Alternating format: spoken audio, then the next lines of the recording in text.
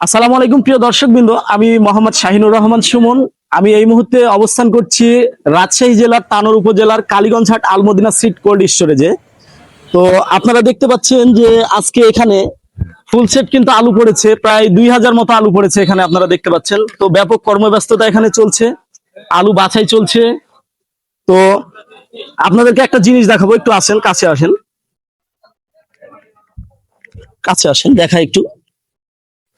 যে আপনারা যে আলুগুলো এই সেটে দেখতে পাচ্ছেন বা আমার হাতে দেখতে পাচ্ছেন, এই আলুগুলো কিন্তু এখানে আজকে বা গতকালকে কিন্তু সংরক্ষণ করা হয়নি।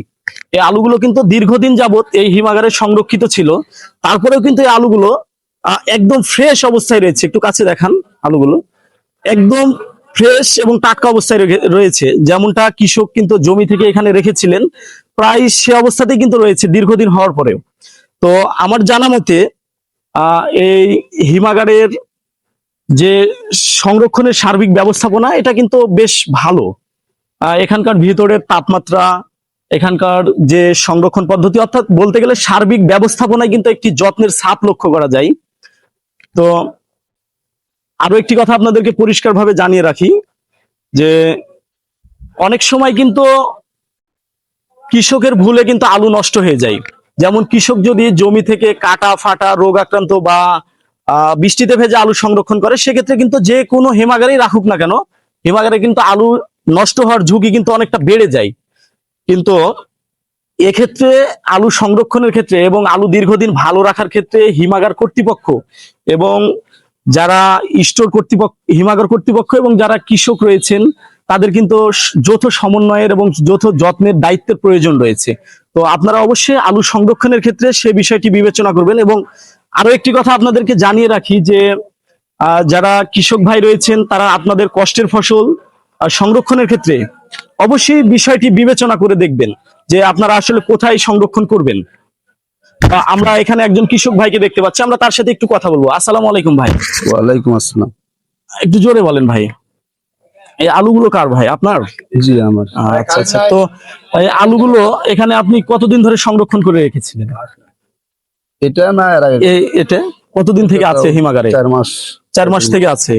তো আসলে আপনারা তো এই হিমাগারে আলু রাখেন দেখছি, তো এই হিমাগারের আসলে সার্বিক ব্যবস্থাপনা আপনাদের কেমন মনে হয়, বা আলু কি ভালো থাকে, কি মনে হয় আপনার? জি ভাই, ভালোই থাকে, ভালো, সমস্যা নাই। আমি তো রাখছি 4-5 বছর থেকে আছি এখানে, 17-18 সাল থেকে এখানে রাখছি, সমস্যা নেই। ভালো ভালো থাকে, ভালো থাকে ভাই। আচ্ছা আচ্ছা। তো এখানে আমরা যতদূর জানি যে নাকি বীজ ভালো থাকে, বীজ রাখার জন্য নাকি হিমাগার বীজের জন্য খুবই ভালো। এই তানোরের যতগুলো হিমাগার আছে যথেষ্ট। একটু জোরে বলেন ভাই, শোনা যাচ্ছে। তানোরের যতগুলো হিমাগার আছে যথেষ্ট পরিমাণ বীজ এখানে থাকে ভাই। ছোট স্টোর হলেও বীজ বেশি থাকে, বীজটা খুবই ভালো থাকে এখানে, বীজ খুব ভালো থাকে। জি। তো এখানে আপনার কতটি আলু আছে? আজকে ঢেলেছি প্রায় 400-450 মতো, আর 300 মতো আছে। 300 মতো আর আছে, 400-450 ঢেলেছেন। অনেক আলু, প্রায় 1000 মতো আলু তাহলে আছে। তো দর্শক, আপনারা শুনলেন একজন কৃষক ভাইয়ের মুখ থেকে সরাসরি যে আসলে এখানকার ব্যবস্থাপনা কেমন।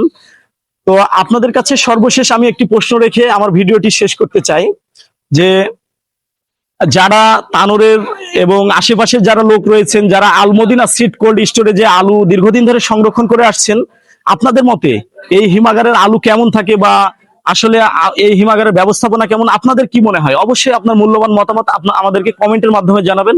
ধন্যবাদ সবাইকে, সবাই ভালো থাকবেন। আসসালামু আলাইকুম।